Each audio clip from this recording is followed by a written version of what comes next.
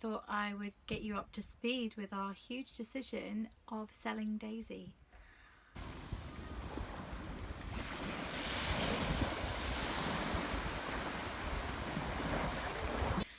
So selling Daisy is a really difficult decision, and it's been quite a grown-up decision of thinking that we really can't afford to run 2 caravans. Okay, the upkeep costs of a caravan is not very much, but it's the space, it's the time, it's wanting to invest more in Daisy, and then having a new caravan which needs a lot of work, probably maybe even more than Daisy did. And I am feeling a bit freaked out about it. And then also the thought of selling a caravan that we use and we love and we've put so much into is really hard. Also going to a smaller caravan, yeah, I think we might regret this decision, to be honest, but right now it's the grown-up proper decision to make. If I had a big field or some land, then I would definitely keep her. In fact, I think they would multiply quite substantially. But with limited resources, limited space, limited time as well, you know, I think it's the best thing to sell her. We've kind of fallen a little bit in love with the new Alpine, even though she's a complete wreck. Complete wreck. So when we first bought the Alpine, it was on the cards that we might have to sell Daisy, just because it's a sensible thing to do. But also, I kind of envisaged if I was going to sell Daisy, I wouldn't be selling Daisy till kind of heading towards the summer, not really in January. And then that way we could still use Daisy for the early part of the year, meaning that I could relax, take the renovations slowly on the Alpine, and not be as rushed and as stressed out as I was doing up Daisy.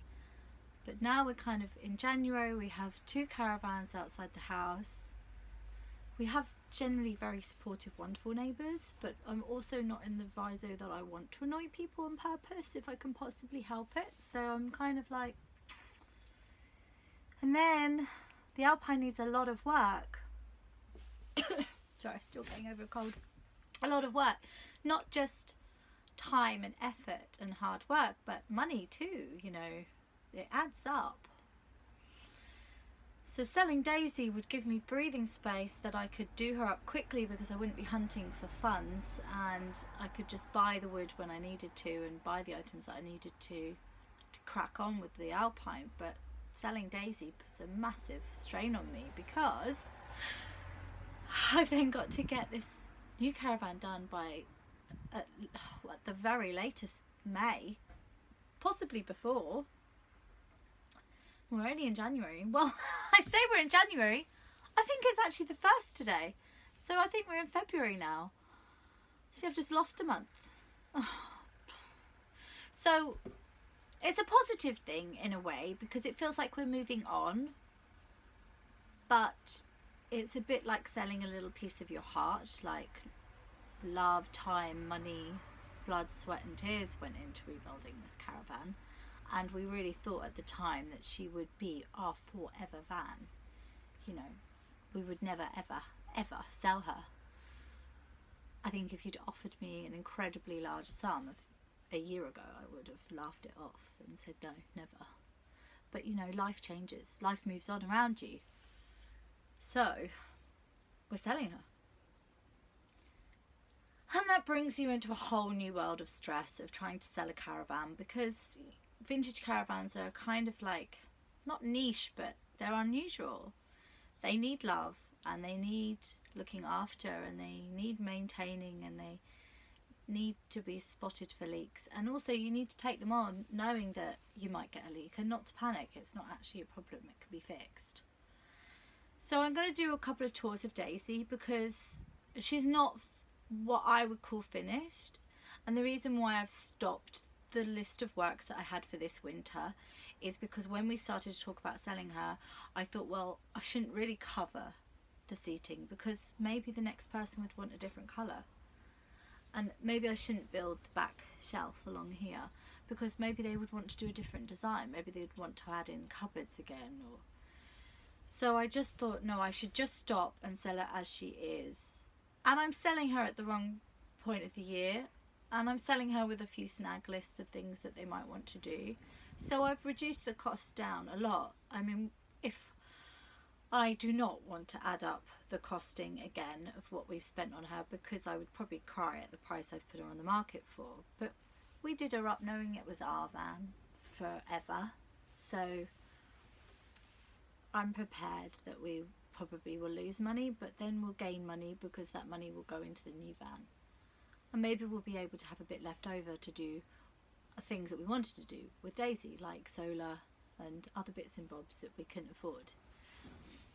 You know, we are a young family on a small budget, and buying a caravan and putting all my savings and energy into it is a little bit stressful. But at the same time, it's been wonderful. Daisy was my first van, our first van. Daisy taught me so much about DIY, about electrics. Daisy was a way that I got to work with my grandpa and see his amazingness. He's a trained engineer, and it's just wonderful to see his old school attitude of stuff and to pick up on that and learn things from him. That's been amazing. Daisy has got us out as a family. She's got us to shows we never would have gone to events that we never would have seen. She's really got us together as a family and going out and experiencing new things. If you're at that point of taking a leap of buying a caravan, do it. You will not regret it. You will not regret it. Okay, towing takes a while to get used to. Manoeuvring on site takes a while to get used to. Have I turned the gas off gets a while to get used to. But once you're in the throes of it and you pull up on site and you just dump your caravan down, you wind down those legs, you pull up your chair and you watch your children running around the field like there is not a care in the world, there's not much that can beat it. You know, even at the worst points when it's pouring down with rain, you're in this tiny little box and it's rocking in the wind and you think, my goodness, what have I got myself into? And you see the smiles on the kids and you just feel instantly relaxed. You don't have to worry about doing the washing, you don't have to worry about, you know, the phone, whatever. You just all relax in a completely different way. And by doing Daisy up, we've probably spent the same amount that a five-person family would have spent going abroad on a holiday once a year. We've probably spent that amount of money, but got something that we could keep going with. You know, once you've made that initial investment, it's just upkeep. And you can go away as many times as you like. You can decide on a Friday night, right, I'm going to go. And with an old caravan that doesn't need electric, your options are much more open. We went to a site in a really popular tourist area on a bank holiday weekend in the summer, and we rang them up and they would say, oh, we're full. And then I explained, you know, it's 14.5-foot van with no electric needed, and they went, oh, it's easy, we can squeeze you in on the field, not a problem. And we could not have done that in a modern van that needed all those amenities. Or I'm saying modern van, you know, we couldn't have done that if we needed the amenities, and we couldn't have done that if we were going to fly somewhere. Possibly we might have got something, but we wouldn't have necessarily got the place that we wanted. So she gives you so much freedom. And this whole little community, you can see it for yourself on YouTube. There's some wonderful YouTube people that are in the caravanning world, and I sit down with my dinner and I watch them because I love watching them, because I love seeing what they're up to. And you do feel like part of a community, especially when you buy a retro van. There's some really wonderful clubs you can join. There's some really wonderful people out there, and people love talking to you about, oh, I had one of those when I was young, and wow, isn't it great to see it out on the road? And you know, Daisy's nearly 50 years old, and I can't envisage minivans being built now being around in 50 years. I mean, will they? Well, hopefully I'll be around to see it, but I think that these old vans deserve to be kept up and looked after and treated well and taken out on adventures and see the world again.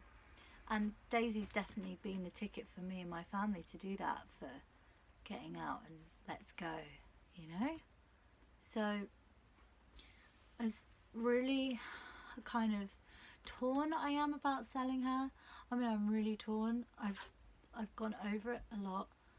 I'm really quite sad about it, and a lot of my friends and followers are really shocked because they, like me, thought that she was my forever van. It's been a really difficult decision to make. At the same time, I'm like, no, I'm being a grown-up, I'm being sensible. I can't run 2 vans as much as I want to, and maybe I will be able to in the future. I mean, I'll never say no. But it's the right decision for us now. And I'm just making sure that I get a seller, a buyer that understands how much they're taking on, like the little jobs that they'll need to do to just keep her on the road, and that they get as much enjoyment out of her as we have. And I know I'm going to cry buckets when she goes, and I know the kids are going to find it really hard, but I just hope that the new Sprite kind of fills some of that void. I mean, there won't be another caravan like Daisy in the world. There never will be. They're quite rare, the bluebirds anyway, and then there'll never be one that has my little handwritten notes in the back here on the lights. So it is very sad, but I'm not going to change my mind because I've made the decision now, and she's already starting to not feel like mine because I'm not thinking about the fabric for the mattresses, and I'm not thinking about the design of this back shelf anymore. So we've made the decision now, and it's happening. But at the same time, if you see me crying when she goes, you understand why. And I've already been thinking that I'm gonna have to do some really epic video for her, like a compilation of the wonderfulness that is Daisy. And I have to prepare myself that they might not like this amazing 70s fabric, or they might not like the name Daisy, and that might change because it will be their van, and I have to accept that. So we've just put a bit of our family up for sale, and I really hope we don't regret it. But at the same time, the cash from that will help us do up the Sprite, and the Sprite deserves to be saved, just like Daisy deserved to be saved. So I will keep you posted, and whoever buys this amazing van, trust me, you will love her. So love to all my followers. Thank you for each and every one of you for subscribing to my channel, and I'm just really chuffed that so many of you want to go with me on this journey of Seaside Housewife and where it takes us. So, bye.